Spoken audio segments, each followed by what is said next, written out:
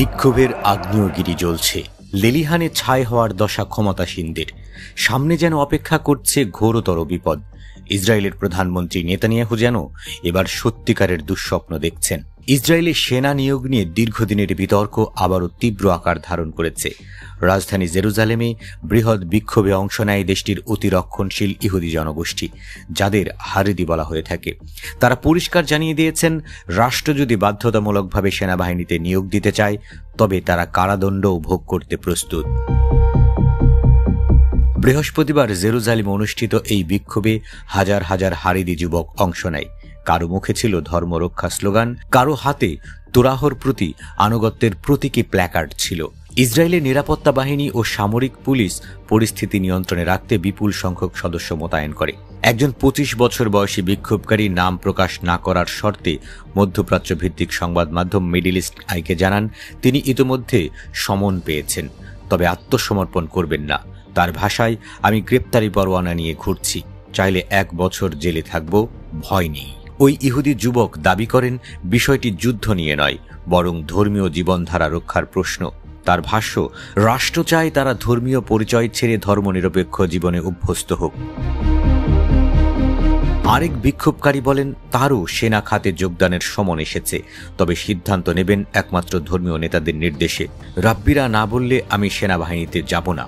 Israel প্রতিষ্ঠার সময় 1948 সালে প্রথম প্রধানমন্ত্রী ডেভিড বেন গুরিয়ন ধর্মীয় উপাসনা ও তোরা অধ্যয়নের সুযোগ দিতে সীমিত সংখ্যক হারেদি যুবককে সেনা থেকে অব্যাহতি দিয়েছিলেন, তবে সেটি ছিল প্রশাসনিক অনুমতি, কোনো আইন নয়। 1970-এর দশক থেকে জনমত ও রাজনৈতিক বিতর্ক বাড়তে থাকে। সব নাগরিকদের মতো হারেদিও সেনাবাহিনীতে যোগ দেওয়া উচিত কিনা এ বিষয় নিয়ে বিতর্ক চলছে। এরপর কয়েকবার আইন প্রণয়নের চেষ্টা হলেও তা সফল হয়নি।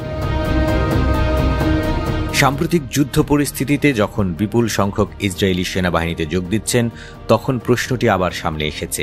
সরকারে থাকা কট্টর ডানপন্থী দলগুলোর সমন্বয়ে গঠিত জোট সংসদে এ সংক্রান্ত আইন পাশ করতে ব্যর্থ হয়। নিজেদেরই জোটের ভেতর থেকে তীব্র সমালোচনার মুখে পড়ে প্রধানমন্ত্রী নেতানিয়াহুর দল লিকুদ পার্টি। বিক্ষোভ চলাকালে এক 15 বছর বয়সী কিশোর একটি নির্মাণাধীন ভবনের প্রায় 100 মিটার উচ্চতা থেকে পড়ে মারা যায়। স্থানীয় গণমাধ্যম জানায়, বিক্ষোভকারীরা ছাদ, সেতু ও নির্মাণ স্থানে উঠে বিক্ষোভ করছিলেন, কিন্তু যথাযথ নিরাপত্তা নিশ্চিত ছিল না।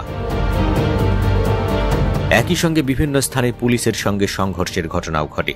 দেশটির চ্যানেল 12-এর এক প্রতিবেদক ও আরেক কর্মী বিক্ষোভকারীদের হামলার শিকার হন। অন্যদিকে ইসরায়েলের বিরোধী রাজনৈতিক নেতারা বিক্ষোভ দেখে ক্ষোভ প্রকাশ করেছেন। তাদের বক্তব্য, যারা ঘণ্টার পর ঘণ্টা রাস্তায় হাঁটতে পারেন, তারা সেনাবাহিনীর প্রশিক্ষণেও অংশ নিতে পারেন। ডেমোক্র্যাটস দলের নেতা ইয়াইর গোলান বলেন, এটা ভালো সময় সামরিক পুলিশের কাছে বিক্ষোভস্থলে যাওয়ার নির্দেশ দেওয়া উচিত, যেন তারা সিদ্ধান্ত নেন রাষ্ট্রের অংশ হবেন নাকি শাস্তি ভোগ করবেন। ইয়েশ আদিত দলের নেতা ইয়ার লাপিদ বলেছেন, যদি আপনারা রাস্তায় মিছিল করতে পারেন, তাহলে দেশের নিরাপত্তায়ও ভূমিকা রাখতে পারেন। বিক্ষোভকারীরা অবশ্য অবস্থানে অটল। তারা জানান, আমরা ইহুদি হিসেবে বাঁচতে চাই, ইসরায়েল রাষ্ট্রের সঙ্গে আমাদের কোনো সম্পর্ক নেই। হারেদিদের সেনা নিয়োগ ইস্যু ইসরায়েলের সমাজ রাজনীতি দীর্ঘদিন ধরে নাড়িয়ে দিচ্ছে। চলমান সংকট আরও গভীর হলে সরকার পতন সহ বড় রাজনৈতিক অস্থিরতা সৃষ্টি হতে পারে বলে মনে করছেন বিশ্লেষকরা।